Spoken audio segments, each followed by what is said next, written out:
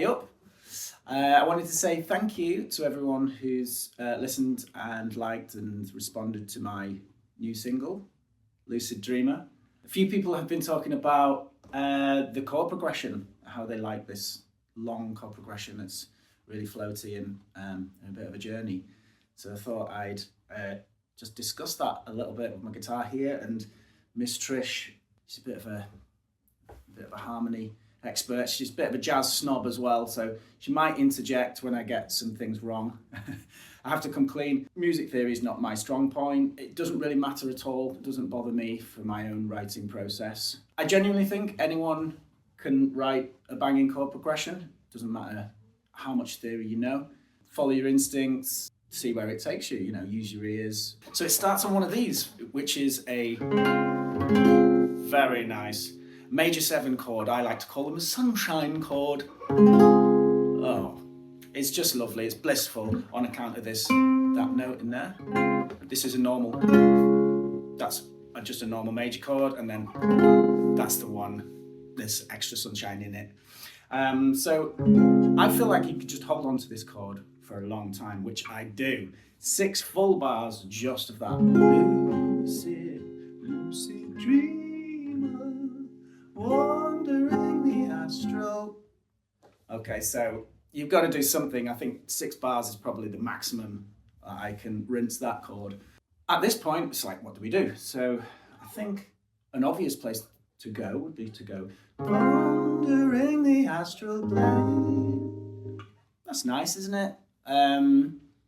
But it's also, it's complete. You just open the front door and leave the house, and then you turn around and go immediately back home. I chose to go wandering the astral plane to this C7 chord, which is nowhere near as related to that first chord harmonically, and more of a surprise. And it's like you're out the door and you're halfway down the street and you go, right, where we're going? I'm not sure where we're going, but yeah, we're going somewhere. And then after that, I could have gone there,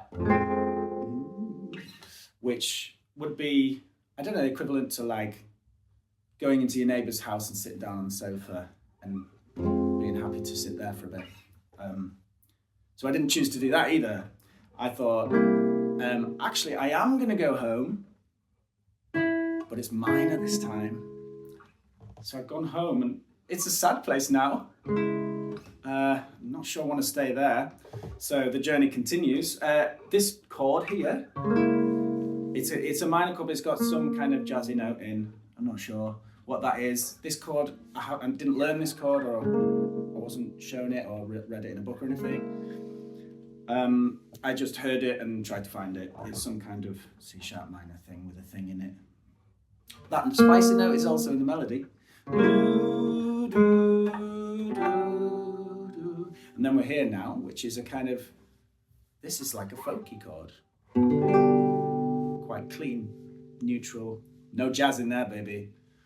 But we're just passing through, and then we go back to Jazzville. This is another one of those sunshine chords, in a kind of not really related to that one.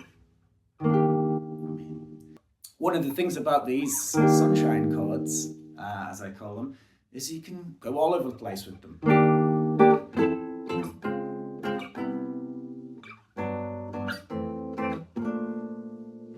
You kind of get away with a load of that.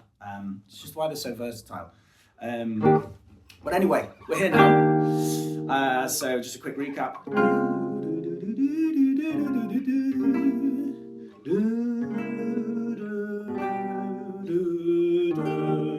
We've landed here. I don't know what that chord is, but that chord really makes you want that one again. I don't know if you agree with that. It's a tension chord. Again, maybe some jazzers on the internet can tell me what that one's called.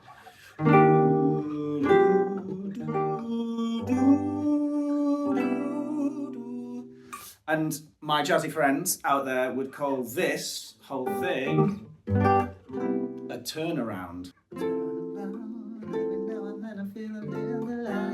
Turn around, turn around, turn around, turn around. jazzy. So now we're here. Another sunshine chord, but like we had only just one notch down from where we started. Part of the reason all of this is sort of held together is because from this folky chord, there's that note, the G.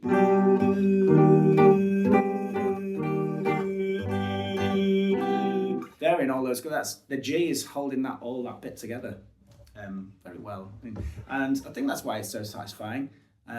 Again, I wasn't conscious of this when I was writing it. I was just titting about, honestly. But we're here now.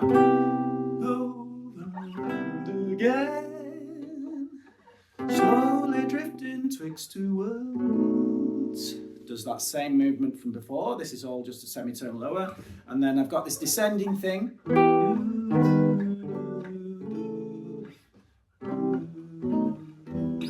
Which is based on this chromatic descending movement thing in the bass. This is a thing that I have used before. If any of you know the song Feud, you might recognise that it is the exact thing. I've used it twice. So then we get all the way down there to E minor, but that's just the first time. The second time this comes about, we go.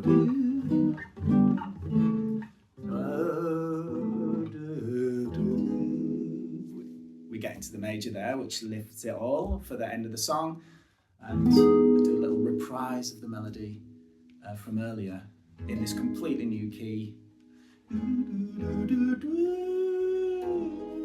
on the strings, and just fade that out because that's a fairly blissful place to end.